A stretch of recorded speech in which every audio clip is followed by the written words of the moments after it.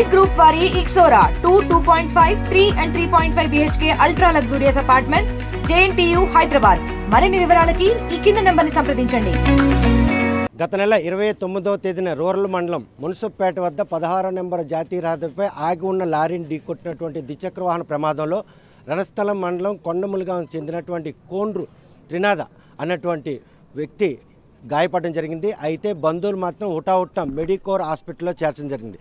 సుమారు 15 రోజులు కావస్తున్నా కూడా గత రాత్రి ఆయన మృతి చెందాడు అన్నటువంటి నిర్ధారించిన విషయంలో మాత్రం వైద్యులు హాస్పిటల్ నిర్వాహకుల నిర్లక్ష్యం మాత్రం వారిని ఒక అనుమానాలు దారితీసింది. త్రినాథ అనుమానాస్పద స్మృతి ఈరోజు ఆ బంధువుల్లో మాత్రం ఆందోళన కలుగుతుంది. ఇప్పటికి కూడాను చనిపోయి 24 గంటలు కావస్తున్నా ఇంకా మృతదేహం ఐసీయూలో ఉంచి యాజమాని ఎవరు ముందుకు రాకుండా బంధువులు మాత్రం రోడ్డుకెక్కే పరిస్థితి తీసుకొచ్చారు. అసలు మృతి చెందడానికి కారణం ఏంటి, ఎప్పుడు మృతి చెందారు, మృతి చెందిన వైద్యులకి చికిత్స చేసి మమ్మల్ని దారి మళ్లించే ప్రయత్నం చేశారా, ఈ పరిణామాలన్నీ బట్టి బంధువులందరూ కూడా ఆందోళన వ్యక్తం చేస్తున్నారు. మెడికవర్లో మనతో మృతి నిర్ధారణ విషయంలో తలెత్తిన ఈ వివాదంపై కొండములగం గ్రామస్తులందరూ కూడాను త్రినాథ కుటుంబానికి అండగా ఉన్నారు. ఇప్పుడు ఆయన తండ్రి మనతో ఉన్నారు. ఏం జరిగింది బాబు, అబ్బాయికి ఇక్కడ చనిపోయారని ఎప్పుడు చెప్పారు? చెప్పలేదు, మనకి చెప్పలేదు. చనిపోయిన విషయం హాస్పిటల్ యజమాని చెప్పలేదు. ఆ పిల్లకి చెప్పినారు. ఎప్పుడు చనిపోయిన విషయం ఎప్పుడు చెప్పారమ్మా? చూస్తే కనుక ఎప్పుడు ఆయనకి ప్రమాదం జరిగింది, అసలు నిన్న ఇక్కడ ఇంతమంది గ్రామస్తులు నిన్న గత రాత్రి ఇక్కడ ఉండడానికి గల కారణం ఏంటి? 29 నైట్ పేషెంట్ యాక్సిడెంట్ అయ్యి మెడికవర్ దగ్గరలోనే, ఇది ప్రతి ఒక్కటి సామాన్య కుటుంబం. ఇప్పుడు ఏదైతే గవర్నమెంట్ హోల్డర్స్ ఎవరైతే ఉన్నారో వాళ్ళకి ఇష్యూ జరిగితేనే పోరాడాల్సింది కాదు, ప్రాణం ఎవరిదైనా ప్రాణమే. ఇతను జాబ్ చేసిన అతను కాదు, ఇతను ఫోటోగ్రాఫర్. తన కష్టం జీతం మీద పైకి వచ్చేసి తన తల్లిదండ్రులకు ఒక అండ ఆసరా ఇచ్చాడు.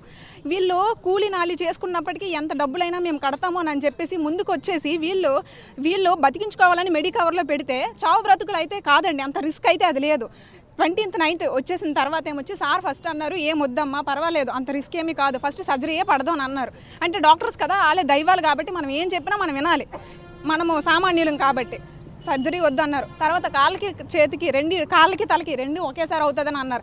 ఆ తర్వాత ఏదైనా రిస్కే, ఫస్ట్ అన్నారు సర్జరీ పడదు, కానీ తర్వాత అయినా ఎప్పుడైనా ఛాన్స్ ఉంటుందని చెప్పి సర్జరీ చేశారు. నెమ్మదిగా అన్నీ కూడా పేషెంట్ బయటకు వచ్చాడు, కళ్ళు తెరిచాడు, చేతులు కదిలాడు, అన్నీ అయ్యాయి. అయితే ఏం జరిగిందంటే ఆ తర్వాత ఈ ఆదివారం ఎప్పుడైతే నెమ్మదిగా సర్జరీ అయిపోయిన తర్వాత చేతులు కదపడం మానేశాడు, కళ్ళు తెరవడం కూడా మానేశాడు. డాక్టర్ని అడిగాం, Murali sir and Sandeep sir అండర్లో జరిగింది.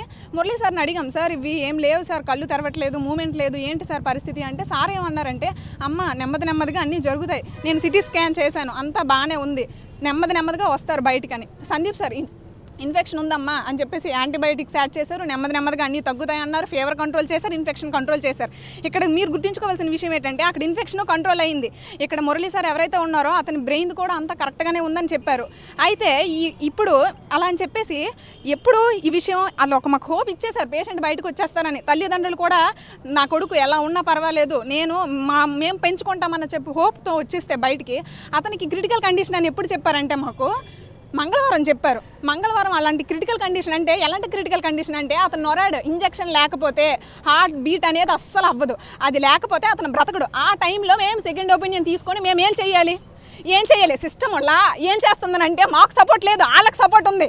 ఎవరిని అడగాలి ఇప్పుడు, వీళ్ళు ఎవరిని చూసుకుంటారు లా అంటారు కదా, మరి ఏదిలా ఎవరు చేస్తారండి ఇలా? మంగళవారం ఈ విషయం చెప్పినంటే సెకండ్ ఒపీనియన్కి వెళ్ళమని చెప్పినటువంటి వైద్యులు అప్పటి వరకు బాగానే ఉండరు, రికవరీ అవుతున్నారని చెప్పిన డాక్టర్ ఒకలేనా? ఒక డాక్టర్ అంటారు బ్రెయిన్ అంతా బాగానే, బ్రెయిన్లోన ఇది బ్రెయిన్ అనేది మూమెంట్ నెమ్మదిగా పడిపోతూ వస్తుంది. అది ఎప్పుడు వస్తుంది వాళ్ళకి ఎప్పుడు తెలిసిందంట, సోమవారం నుంచి అంట. డాక్టర్ చెప్పారు సందీప్ సార్, సోమవారం నుంచే నెమ్మదిగా పొద్దున్న నుంచే అంతా కంట్రోల్ అనేది నెమ్మదిగా గ్రిప్ తగ్గింది, ఆ బ్రెయిన్ అనేది ఒక ట్రామాలోకి వెళ్ళిపోయి అది దాని యొక్క పనితీరుని అది ఆపేసుకుందని ఒకసారి చెప్పారు. ఇంకోసారి అన్నారు ఇన్ఫెక్షన్ చాలా ఎక్కువ ఉంది, బాడీ అనేది తట్టుకోలేకపోయింది, అందుకు చనిపోయారు అని అన్నారు. ఎవరిని నమ్మాలి, ఏం నమ్మాలి, అసలు ఎందుకు చనిపోయాడు అతను డబ్బులు కట్టామా, డబ్బులు ఏం కావాలో అవి కట్టాం, ఏం మెడిసిన్ కావాలో అది తెప్పించా. వీళ్ళ కొడుకులకి వీళ్ళ పేరెంట్స్కి ఆ కొడుకు వస్తాడా ఇప్పుడు? మెడికవర్ అంటే బ్రాండ్ కదా, మెడికవర్ అంటే ఒక క్వాలిటీ కదా, ఏదా క్వాలిటీ ఏదా బ్రాండ్, ఎవరు చేస్తారు ఇప్పుడు న్యాయం? 28వ తేదీన ఇన్సిడెంట్ జరిగినప్పుడు అంత సివియర్ ఇంజురీస్ ఆయనకు ఉన్నాయా? ఉంటే ఆ సివియారిటీని ఎందుకు ప్రాధాన్యత తీసుకోలేదు హాస్పిటల్? సివియర్ ఇంజురీ ఉందనంటే ఇక్కడ దెబ్బ తగిలింది, కానీ అది అంత ప్రాబ్లం కాదు. కాల్ సర్జరీ అది కూడా మేజర్ కాదు, అది ఎప్పుడైనా రావచ్చు. మేము కూడా ప్రాధాయపడింది వాళ్ళని ఒకటే, వెంటిలేషన్ మీద నుంచి బయటికి తీసుకురండి. వెంటిలేషన్ మీద నుంచి బయటికి తీసుకొస్తే కాలు ఇరిగిపోయినా చెయ్యి ఇరిగిపోయినా మేము ఉన్నాము ఆ ఫ్యామిలీకి, మిమ్మల్ని నమ్ముకొనే ఉన్నాము, మెడికవర్ నమ్ముకొనే ఉన్నాము. డబ్బులు కానీ ఏవి కానీ మాకు అసలు అలాంటి విషయమే కాదు. ఏదైనా చేసి మేము తెచ్చుకుంటామని చెప్పి మేము ఉన్నాం గుడ్డిగా. కేవలం మెడికవర్ ఏదైతే ఉందో హాస్పిటల్ ఈ బ్రాండ్ అని, మెడికవర్ అంటే బ్రాండ్ కదా, దీన్ని నమ్మే ఉన్నాం మేము. కానీ ఇప్పుడు ఒక మనిషిని కోల్పోయాం. తెస్తారా ఇప్పుడు వాళ్ళు? ఎందుకు చనిపోయారో కొంచెం చెప్తారా? ఏమీ తెలీదు. ఈ సిస్టమ్ ఏదైతే ఉందో ఆ సిస్టమ్ ఇంత జరుగుతున్నాయి. ఏంటండి చనిపోయిన వాళ్ళకి సిపిఆర్ ఇస్తారా? 20 నిమిషాలు డెత్ డిక్లేర్ చేసాక సిపిఆర్ ఇస్తారా పేషెంట్కి?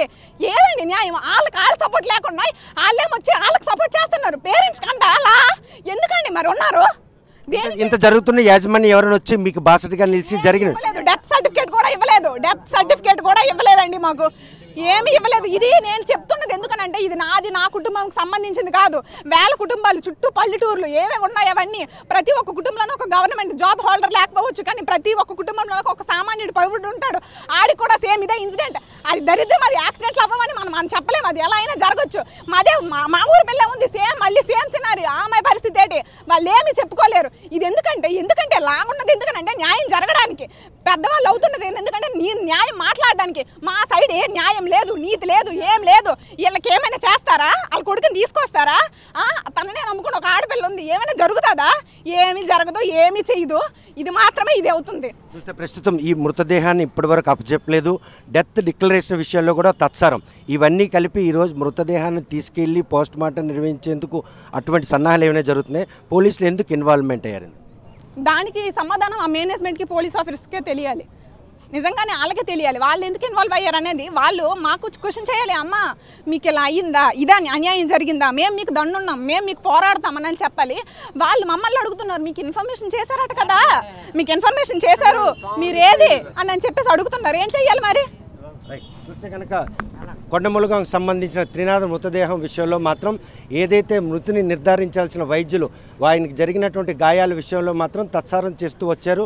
మరోవైపు చికిత్స నిర్వహించిన విషయంలో కూడాను వారికి నమ్మబలికించే విధంగా ఎటువంటి ప్రాణహాని లేదనేటువంటి చెప్పిన వైద్యులే ఈరోజు చివరి క్షణంలో సెకండ్ ఒపీనియన్ తీసుకోవాలని సూచించేయడంతో ఎటు వెళ్లాలో తెలియని పరిస్థితుల్లో అక్కడికి వచ్చి ఆయన చూసేందుకు మాత్రం అపస్మార స్థితిలో ఉండే అనుమానం వచ్చింది. ఈ విషయంపై ప్రస్తుతానికి వాళ్ళకి అండగా ఉన్నారు. ఏ విధంగా తీసుకోవచ్చు ఈ పరిణామం? ఈరోజు త్రినాథ్ మీ మధ్యన లేకుండా పోయారు, అయినా కూడాను గాయాలతో బాధపడిన 15 రోజులుగా ఎవరితో మాట్లాడిన పరిస్థితులు ఉండేవా? అంటే 29 యాక్సిడెంట్ అయిన తర్వాత ఇప్పుడు అమ్మాయి వివరంగా ఏదైతే చెప్పిందో, అబ్బాయికి ఆపరేషన్కి ముందు ఇక్కడికి ఎప్పుడైతే జాయిన్ చేసేటప్పటికి ఏం ప్రమాదం లేదు, ఏం కాదు, దీనికి అంత సీరియస్నెస్ ఏం లేదు, పర్వాలేదు అని చెప్పిన కాబట్టి వీళ్ళంతా పాపం చేశారు. దాని తర్వాత 3వ తేదీన బ్రెయిన్ ఆపరేషన్ అని చెప్పేసి అన్నారు. ఆ ఆపరేషన్ చేసిన తర్వాత మాత్రమే అబ్బాయికి ప్రాబ్లమ్స్ వచ్చాయి. అంటే వీళ్ళ తాలూకు నిర్లక్ష్యం అని చెప్పేసి మనం చెప్పుకోవాలి. దానికి వాళ్ళు బాధ్యత వహించకుండా కనీసం వీళ్ళకి ఏం జరుగుతుందో వీళ్ళు పదే ఆ ఊరు, వీళ్ళు పేదోళ్ళు అయినప్పటికీ కూడా ఆ ఊరిలో యువత అంతా కూడా అండగా ఉంటూ వాళ్ళకి మెడికల్ సపోర్ట్గా ఇక్కడ ఉంటే ఏమైనా ప్రమాదం అయితే మాత్రం చెప్పేయండి, మేము సెకండ్ ఒపీనియన్ తీసుకొని వేరే హాస్పిటల్కి పోతామని చెప్పేటప్పుడు కూడా వాళ్ళకి ఎటువంటి ఇంటిమేషన్ ఇవ్వకుండా ఈవెన్ చనిపోయిన తర్వాత కూడా పచ్చబద్దలు పోలీస్ డిపార్ట్మెంట్ వాళ్ళు చెప్పే పరిస్థితికి వచ్చారు. కరెక్ట్ టైంకి ఏది కూడా ఇంటిమేషన్ వీళ్ళకి చేయకుండా చచ్చిపోయిన వ్యక్తికి ట్రీట్మెంట్ చేస్తూ నటిస్తూ ఠాగూర్ సినిమా మాదిరిగా యాక్ట్ చేసిన మెడికవర్ మీద ఖచ్చితంగా చర్యలు తీసుకోవాలి. అలాగని మనమేమో మాకు ఏదో న్యాయం జరగాలి లేకపోతే మాకు ఒక్కరికని కాదు. అమ్మాయి చెప్పేటట్టు ఏంటంటే ఈ చుట్టుపక్కల ఉన్నవన్నీ కూడా పల్లెటూర్లు, అలాగే పేద ఇంటింటికి జబ్బున్న ఫ్యామిలీస్ కాబట్టి ఇక్కడ జాయిన్ చేస్తే ఈ విధంగా ప్రతి ఒక్కరికి ఇటువంటి చర్యలు జరిగితే ఆ కుటుంబాలు కుదేలైపోతాయి. కాబట్టి వీటి చర్యలు తీసుకోండి అని అంటే పోలీస్ డిపార్ట్మెంట్ వాళ్ళు వచ్చేయమంటారంటే మీరు అర్జెంటుగా మాకు ఇంటిమేషన్ లేదయ్యా బాబుని ఫ్యామిలీ మేమందరం తరపున మేమేమో మాకు అసలు డిక్లరేషన్ కూడా ఇవ్వలేదు, వాళ్ళు డెత్ ఇవ్వలేదు అంటే లేదు ఇవ్వకపోయినా మేము చెప్తున్నాం కదా మీరు తీసేయండి, లేకపోతే డిజాస్టర్ మేనేజ్మెంట్ మీద కదా మీ మీద కేసులు కడతామని తిరిగి మా మీద కేసులు కట్టే పరిస్థితికి వచ్చింది డిపార్ట్మెంట్.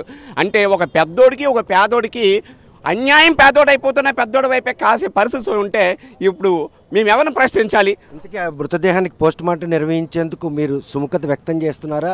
త్రినాథ్ మృతదేహాన్ని తీసుకెళ్లేందుకు యాజమాన్యం ముందుకొచ్చి మీకు ఇచ్చే పరిస్థితి ఉంది, మధ్యలో పోలీసుల పాత్ర? యాజమాన్యం అయితే మాకు ఎట్టి పరిస్థితుల్లోనూ ఈ రోజుకి పోలీసు ఎదురుగా మేము రమ్మంటే పోలీసులే వాళ్ళని కాపాడుతున్నట్టు ఉండు వాళ్ళని మా మధ్యలోకి రానివ్వకుండా చేస్తూ ఉన్నారు. అలాగే ఏంటంటే వాళ్ళు ఏంటంటే డిపార్ట్మెంటు మమ్మల్ని మాతో ఎవరితో కానీ సంప్రదించడం కానీ, లేకపోతే ఎవరైతే తల్లిదండ్రులతో మాట్లాడదామని కానీ, లేకపోతే మా ప్రతినిధులతో కానీ మాట్లాడదామని కానీ ఏమీ లేదు, ఎటువంటిది లేదు. మాతో డబ్బు కట్టించుకున్నారు.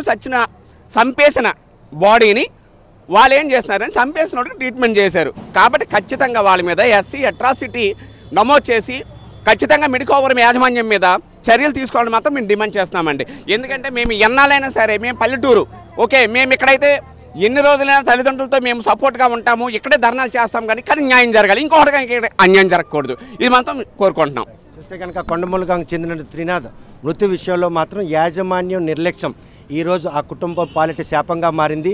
29వ తేదీన గాయాలతో హాస్పిటల్ అడ్మిట్ అయిన త్రినాథ్కి మాత్రం ఎటువంటి ప్రాణహాని లేదని బంధువులకు నమ్మబలిగించిన వైద్యులు మాత్రం తదనంతరం ఆయనకి సర్జరీ చేయాలి అని చెప్పారు. సర్జరీ చేసిన తర్వాత ఈరోజు ఆయన మృతి చెందినట్టు నిర్ధారించిన విషయాన్ని కూడా తెలియజేయకుండా 3 రోజులుగా మృతదేహానికే చికిత్స చేసే ఒక ప్రక్రియ హాస్పిటల్లో కొనసాగిందన్న ఒక అనుమానం వారికి తలెత్తింది. క్షేత్రస్థాయిలోకి ఐసీలో ఉన్నటువంటి త్రినాథ్ని చూడడానికి వెళ్ళేసరికి అపస్మారక స్థితిలో ఉన్న విషయాన్ని గమనించిన వారు మాత్రం డెత్ డిక్లరేషన్ ఇచ్చే విషయంలో సమయాన్ని మార్చి ఈరోజు హాస్పిటల్ యాజమాన్యం తప్పించుకునే ధోరణిలో వెళ్తుంది.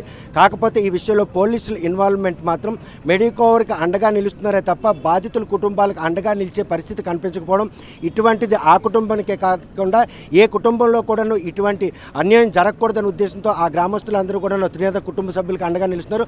మెడికోవర్ హాస్పిటల్ యాజమాన్యం నిర్లక్ష్యం కారణంగా త్రినాథ్ మృతి చెందడం విషయంలో మాత్రం న్యాయం జరగకపోతే మాత్రం ఎన్ని రోజులైనా కూడా ఇక్కడ ఆ కుటుంబానికి అండగా ఉండి గ్రామస్తులు అంతా కూడాను మెడికోర్ అన్యాయాన్ని ఎండగడతాం, వారికి కంపల్సరిగా శిక్ష పడే విధంగా కూడాను చర్యలు చేపట్టాలని వారు డిమాండ్ చేస్తాం. మరి ఈ డిమాండ్లు నేపథ్యంలో పోలీసులు మెడికోర్పై చర్యలు చేపడతారా, లేకపోతే బంధువులకి ఆ మృతదేహాన్ని అప్పగించి చేతులు దులుపుకుంటారన్న విషయం వేచి చూడాల్సింది. మెడికోర్ దగ్గర నుండి వీడియో జర్నలిస్ట్ రామకృష్ణతో సత్యం, RTV శ్రీకాకుళం.